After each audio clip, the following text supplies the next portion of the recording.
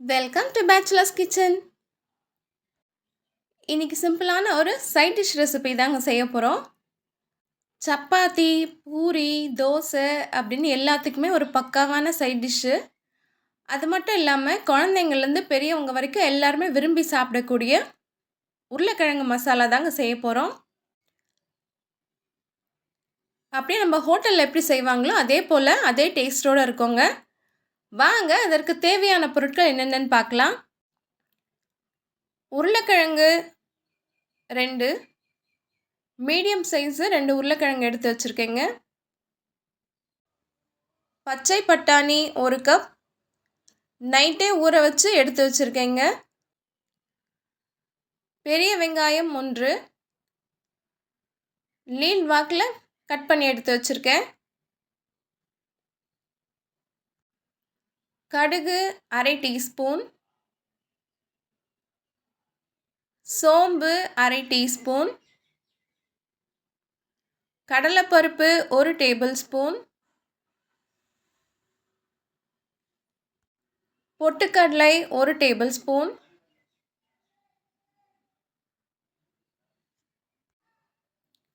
பச்சை மிளகாய் 1. உங்களோட காரத்திற்கேற்ப நீங்கள் பச்சை மிளகாய் சேர்த்துக்கோங்க. கருவேப்பிலை சிறிது, மஞ்சள் தூள் 1 சிட்டிகை, பெருங்காயம் 1/4 டீஸ்பூன்,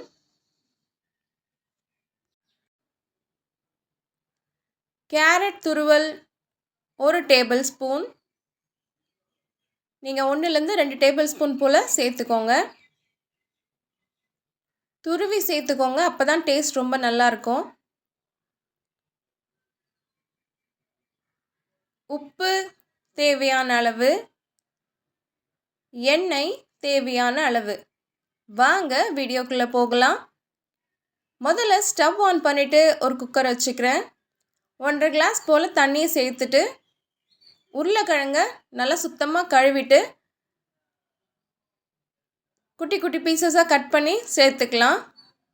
குக்கர் மூடி போட்டு விசில் போட்டுடலாம். உருளைக்கிழங்கு நல்லா வெந்து வரட்டுங்க. இந்த மீன் டைமில் நம்ம தாளிக்க ஆரம்பிச்சிடலாம். இன்னொரு ஸ்டவ் ஆன் பண்ணி ஒரு வானொலி வச்சுக்கிறேன். 2 டேபிள் ஸ்பூன் எண்ணெய் சேர்த்துக்கிறேன். எண்ணெய் லேசாக சூடான உடனே 1/2 டீஸ்பூன் கடுகு சேர்த்துக்கிறேன். 1/2 டீஸ்பூன் சோம்பு சேர்த்துக்கிறேன். 2 நல்லா பொரிஞ்சு வரட்டும். அடுத்ததாக கடலைப்பருப்பு சேர்த்து நல்லா பொன்னிறமாகிற வரைக்கும் வறுத்துக்கலாம். அடுத்ததாக கருவேப்பிலையும் மிளகாயும் சேர்த்துக்கிறேன். பெருங்காயத்தூளும் சேர்த்துக்கலாம். நீள்வாக்கில் வெட்டி எடுத்து வச்சுருக்கக்கூடிய வெங்காயம் சேர்த்துட்டு நல்லா வதக்கிக்கலாம்.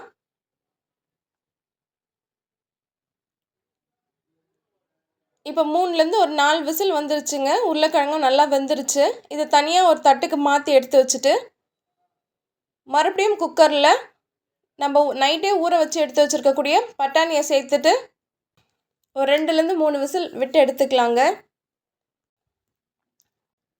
வெங்காயம் நல்லா வதங்கிட்டுருக்குங்க. அடுத்ததாக நம்ம ஒரு டேபிள் ஸ்பூன் கேரட் துருவல் சேர்க்குறேன். இதையும் சேர்த்து நல்லா வதக்கிக்கலாம்.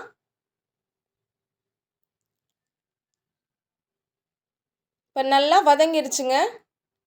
இப்போ நம்ம குக்கரில் போட்ட பட்டாணியும் நல்லா வெந்து வந்துருச்சு.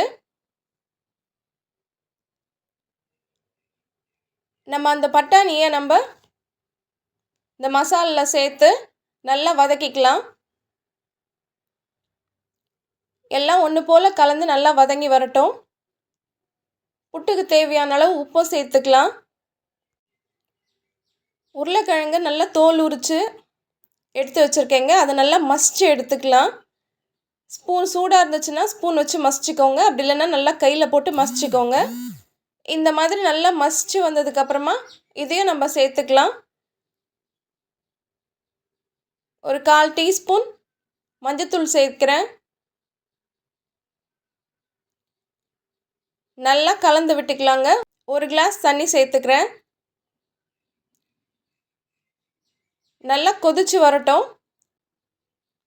இதற்கிடையில் ஒரு மிக்ஸி ஜார் எடுத்துக்கிட்டு நம்ம 1 டேபிள் ஸ்பூன் பொட்டுக்கடலை எடுத்துருக்கோம் இல்லையா, அதை சேர்த்து நல்லா நைஸாக அரைச்சிட்டு வந்துடலாங்க. இப்போ அரைச்சிட்டு வந்துட்டோம். இதில் இன்னும் கொஞ்சம் தண்ணி விட்டு அரைச்சி நம்ம புட்டில் சேர்த்துக்கலாம். தண்ணி விட்டு அரைச்சிட்டு வந்தாச்சுங்க. இப்போ நமக்கு ரெடியாக இருக்குது. இதை நம்மளோட உருளைக்கிழங்கு மசாலா சேர்த்துக்கலாம். சேர்த்துட்டு நல்லா கலந்து விட்டுருங்க. ஒரு 2 நிமிஷம் மீடியம் ஃப்ளேமில் இருக்கட்டும்.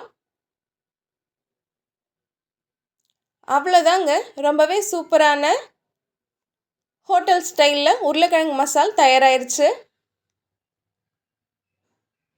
எப்பயும் ஒரே மாதிரி செய்யாமல் இந்த மாதிரி செஞ்சு பாருங்கள். குழந்தைங்க ரொம்பவே விரும்பி சாப்பிடுவாங்க. டேஸ்ட்டும் ரொம்ப நல்லாயிருக்கும். இந்த டிஷ்ஷை செஞ்சு பாருங்கள். எப்படி இருந்துச்சுன்னு கமெண்ட் பண்ணுங்கள். இந்த வீடியோ பிடிச்சிருந்துச்சுனாக்கா லைக் பண்ணுங்கள், ஷேர் பண்ணுங்கள், இந்த சேனலுக்கு சப்ஸ்கிரைப் பண்ணுங்கள்.